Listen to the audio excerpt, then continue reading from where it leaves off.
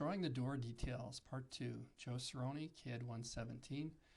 We're going to continue by drawing the back door here. The back door has a window in it, and it's the same size. It's 3 feet 8 inches wide by 6 feet 8 inches.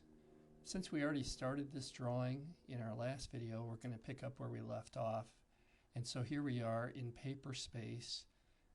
As a review, if we double click in the viewport, we have the viewport set to a scale of 3/4 of an inch equals a foot. And then if we go and we click on the Model Space tab, we can continue our detail work. So rather than go through and make the perimeter of the door exactly the same, what I'm going to do is I'm going to come back here to the Home tab, and I'm going to switch over to the Furniture layer.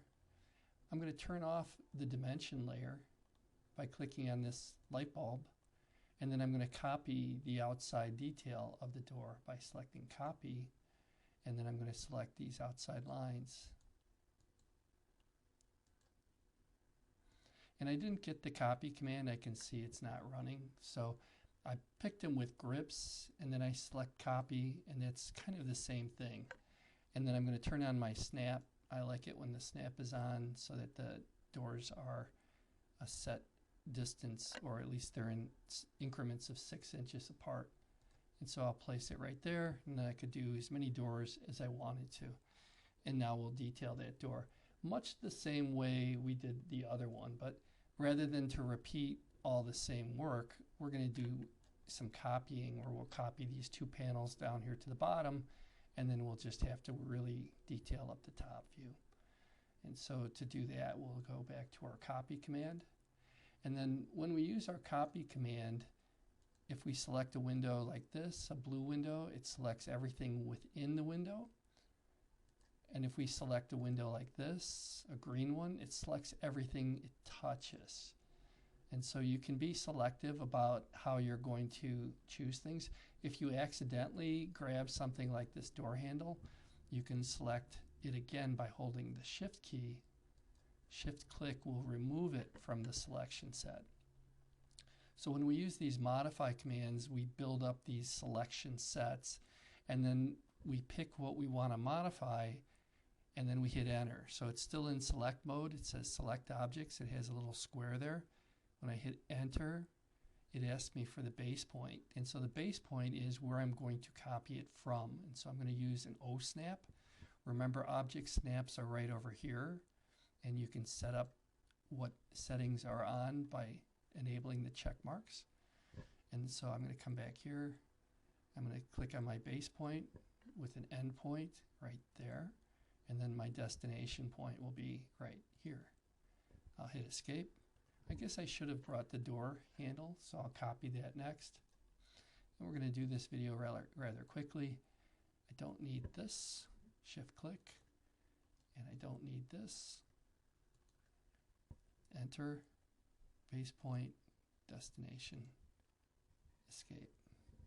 If I look at the master drawing, we're going to go and offset this 6 inches, and then 4 inches, and 3 feet, and then we'll start to box that in.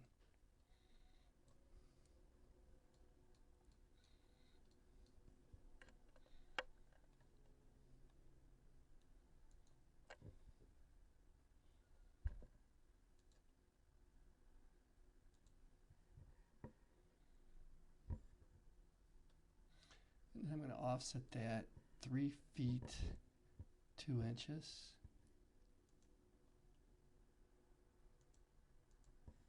I'm going to connect it with a line from endpoint. And see, here's another example of how the snap will fight us. So we'll turn it off. And then we'll offset that 3 feet 8 inches.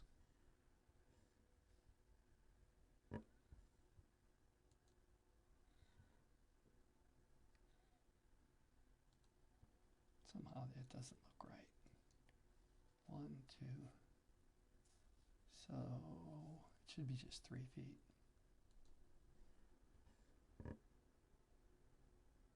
Yes.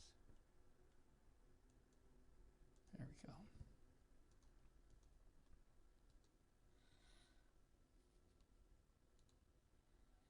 Fill it with with a radius of 0 will corner these.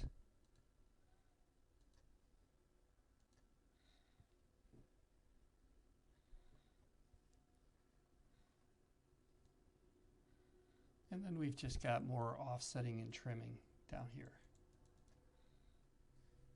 So we can offset these 2 inches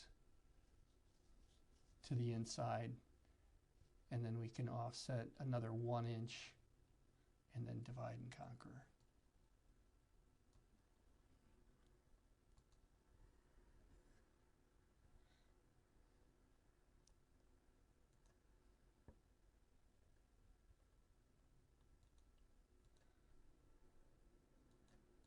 Offset is a modal command, meaning that you don't have to repeat the command every time. It stays active and stays running.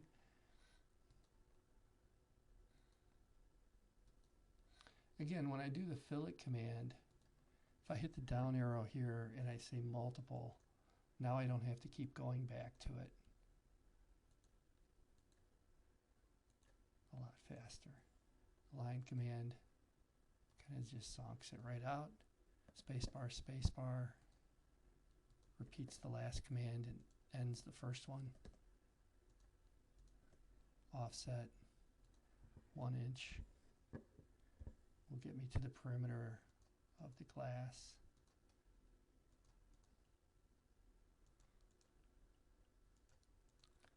Fillet, multiple, clean this up.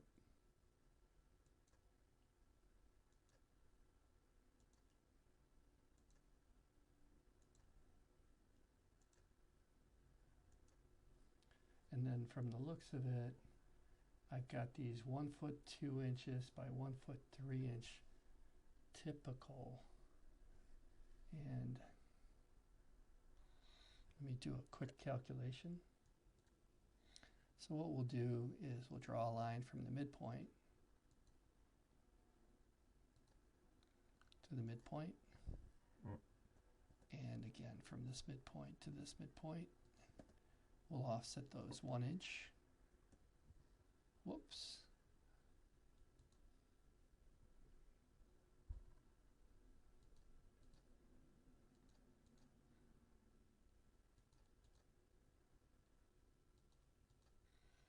And then we'll clean this up with trim.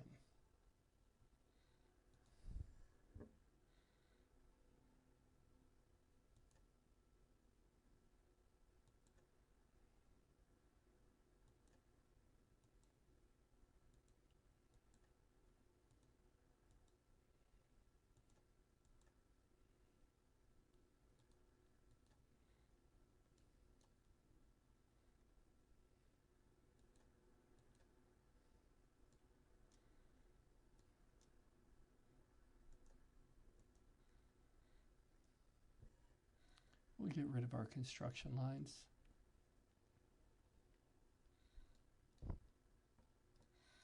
And then we'll add the detail for the dimensions. Turn on the dimension layer, make the dimension layer active, and then on the annotate tab, we'll use the annotate tab this time. We'll select linear dimension, and we'll put these dimensions on.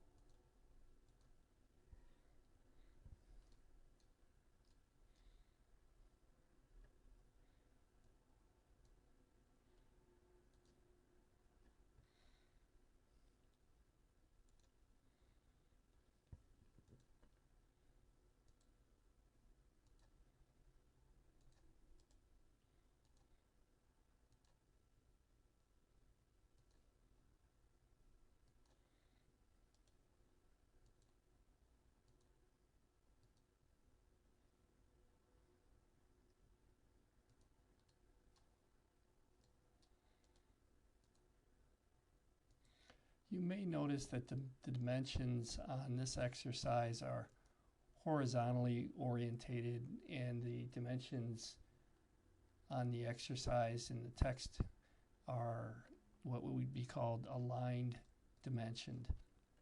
And we'll go through that to be able to change that, and you don't have to. It's just fine the way it is. If we go into our dimension style and we modify it, and then on the tab that says text, we can select align dimensions with the line, and then hopefully it doesn't goof up my existing one. No, not too bad. And so now you can see now they are aligned. And a lot of times I'll take that one step further and I'll make them above. So I'll not only select aligned, but I'll change the placement from center to above, and I'll okay that. And now I believe it looks just like the exercise. Mine kind of disappeared on my browser. So with that, if we come back here to our floor plan drawing, we can set that up. We can add our additional dimensions. And in the third part of the video, I'll show you how to model this exercise. So this completes this video.